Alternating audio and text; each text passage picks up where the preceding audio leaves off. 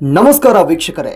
ಕರ್ನಾಟಕ ರಾಜಕೀಯದಲ್ಲಿ ಮತ್ತೆ ಸಚಿವ ಸಂಪುಟ ವಿಸ್ತರಣೆಯ ಚರ್ಚೆ ಜೋರಾಗಿದೆ. ಹಲವು ಹಿರಿಯ ಶಾಸಕರು ಸಚಿವ ಸ್ಥಾನಕ್ಕಾಗಿ ಕಾಯ್ತಾ ಇದ್ದಾರೆ. ಕಾಂಗ್ರೆಸ್ ಹೈಕಮಾಂಡ್ ಯಾವ ನಿರ್ಧಾರವನ್ನ ತೆಗೆದುಕೊಳ್ಳಲಿದೆ, ಯಾರಿಗೆ ಸಚಿವ ಸ್ಥಾನ ಸಿಗಲಿದೆ, ಯಾರಿಗೆ ಮತ್ತೆ ನಿರಾಸೆಯಾಗಲಿದೆ, ಈ ವಿಶೇಷ ವರದಿಯಲ್ಲಿ ನೋಡ್ತಾ ಹೋಗೋಣ. ಸಚಿವ ಸಂಪುಟ ವಿಸ್ತರಣೆ ಚರ್ಚೆ ಯಾಕೆ? 2026ರ ಕರ್ನಾಟಕ ರಾಜಕೀಯದಲ್ಲಿ ಈಗ ಅತ್ಯಂತ ಹೆಚ್ಚು ಚರ್ಚೆ ಆಗ್ತಾ ಇರುವ ವಿಷಯ ಸಚಿವ ಸಂಪುಟ ವಿಸ್ತರಣೆ. ಮುಖ್ಯಮಂತ್ರಿ ಡಿ.ಕೆ. ಶಿವಕುಮಾರ್ ನೇತೃತ್ವದ ಸರ್ಕಾರ ಅಧಿಕಾರಕ್ಕೆ ಬಂದ ನಂತರ ಹಲವು ಶಾಸಕರು ಸಚಿವ ಸ್ಥಾನಕ್ಕಾಗಿ ನಿರೀಕ್ಷೆಯಲ್ಲಿದ್ದಾರೆ. ಈಗಾಗಲೇ ಸಚಿವರಾಗಿರುವವರ ಜೊತೆಗೆ ಹಲವು ಹಿರಿಯ ಮುಖಂಡರು ಕೂಡ ಸಚಿವ ಸಂಪುಟಕ್ಕೆ ಸೇರ್ಪಡೆಯಾಗುವ ನಿರೀಕ್ಷೆಯನ್ನ ಹೊಂದಿದ್ದಾರೆ. ಇದರಿಂದ ಕಾಂಗ್ರೆಸ್ ಪಕ್ಷದ ಒಳಗೆ ಲಾಬಿ ರಾಜಕೀಯ ಆರಂಭವಾಗಿದೆ. ಸಚಿವ ಸ್ಥಾನ ಪಡೆಯಲು ಹಲವು ಶಾಸಕರು ದೆಹಲಿ ಮಟ್ಟದಲ್ಲಿ ಪ್ರಯತ್ನ ನಡೆಸ್ತಾ ಇದ್ದಾರೆ. ಕೆಲವರು ತಮ್ಮ ಜಿಲ್ಲೆಗೆ ಪ್ರಾತಿನಿಧ್ಯ ಕೊಡಬೇಕು ಅಂತ ಹೇಳಿದ್ದಾರೆ. ಇನ್ನು ಕೆಲವರು ಪಕ್ಷಕ್ಕಾಗಿ ಮಾಡಿದ ಸೇವೆಯನ್ನ ಉಲ್ಲೇಖಿಸಿ ಸಚಿವ ಸ್ಥಾನ ಕೇಳ್ತಾ ಇದ್ದಾರೆ. ಕೆಲವು ಜಿಲ್ಲೆಗಳಿಗೆ ಇನ್ನೂ ಸಚಿವ ಸ್ಥಾನ ಸಿಗದಿರುವುದು ಅಸಮಾಧಾನಕ್ಕೂ ಕಾರಣವಾಗಿದೆ. ಇನ್ನು ಹೈಕಮಾಂಡ್ ಲೆಕ್ಕಾಚಾರ ಏನು? ಕಾಂಗ್ರೆಸ್ ಹೈಕಮಾಂಡ್ ಈ ಬಾರಿ ಹಲವು ಅಂಶಗಳನ್ನ ಪರಿಗಣಿಸ್ತಾ ಇದೆ. ಅದರಲ್ಲಿ ಪ್ರಮುಖ ಅಂಶಗಳು ಪ್ರಾದೇಶಿಕ ಸಮತೋಲನ, ಜಾತಿ ಸಮೀಕರಣ, ಯುವ ನಾಯಕರು, ಪಕ್ಷ ನಿಷ್ಠೆ, ಮುಂದಿನ ಚುನಾವಣೆಗಳ ತಂತ್ರ.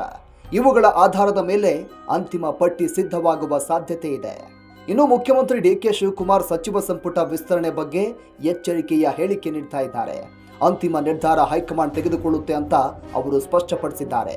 ಆದರೆ ಯಾವ ಶಾಸಕರಿಗೆ ಅವಕಾಶ ನೀಡಬೇಕು ಎಂಬ ಬಗ್ಗೆ ಅವರ ಅಭಿಪ್ರಾಯವು ಮಹತ್ವದ್ದಾಗಿದೆ. ಹೀಗಾಗಿ ಎಲ್ಲರ ಕಣ್ಣು ಈಗ ಡಿ.ಕೆ.ಶಿ ಹಾಗೂ ದೆಹಲಿಯತ್ತ ನೆಟ್ಟಿದೆ. ಯಾರಿಗೆ ಸಿಗಬಹುದು ಅವಕಾಶ?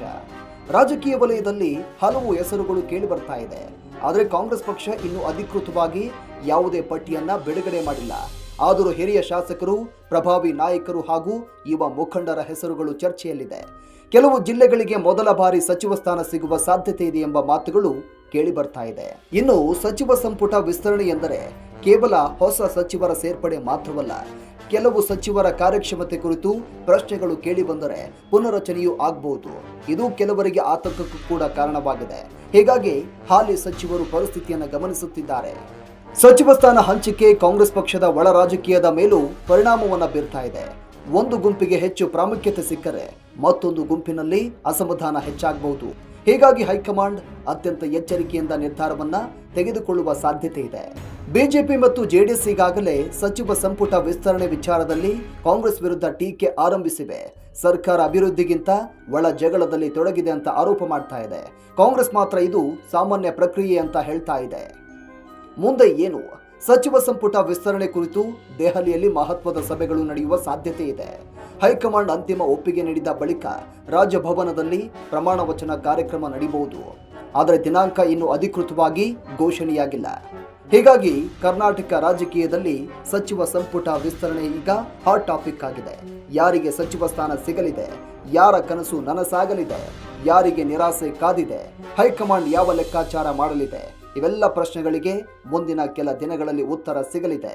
ನಿಮ್ಮ ಅಭಿಪ್ರಾಯ ಏನು? ಯಾರಿಗೆ ಸಚಿವ ಸ್ಥಾನ ಸಿಗಬೇಕು? ಕಾಮೆಂಟ್ನಲ್ಲಿ ತಿಳಿಸಿ. ಧನ್ಯವಾದಗಳು.